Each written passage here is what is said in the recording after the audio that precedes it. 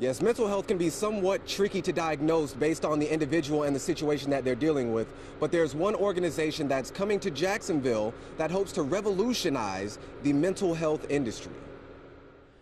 One of the greatest loves of my life, my niece, my daughter, I raised from birth, had a mental breakdown. We never saw it coming, had a psychotic break, almost stabbed me to death, and she killed herself. That traumatic experience and the loss of her daughter is what drove Carolyn McKenzie to start a nonprofit called Mhaac, which stands for Mental Health in the African American community. On yesterday, the newly formed Jacksonville chapter held its first meeting at the Wells Fargo in the historic Springfield area. McKenzie says that her organization is not just about words, but actions.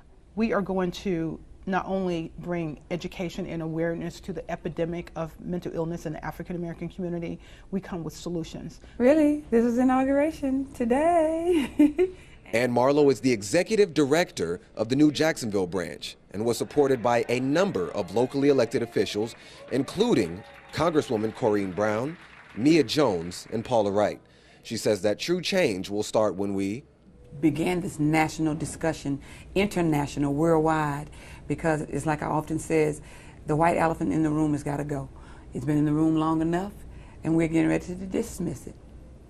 Although it is predominantly aimed to affect the African American community, McKenzie says that all are welcome and that the goal is to do more than just reach the ears with information. But we accept anyone from any walk of life, any culture, any ethnicity. It's not a religious organization.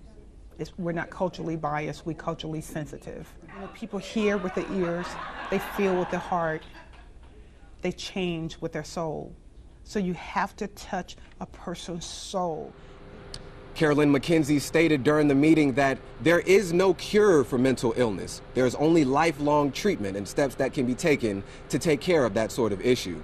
One of the people that showed up today was Joyce Morgan Danford, who announced that she would be running for city council at this particular meeting. In historic Springfield, I'm Jimmy Marlowe, First Coast News, NBC 12, ABC 25.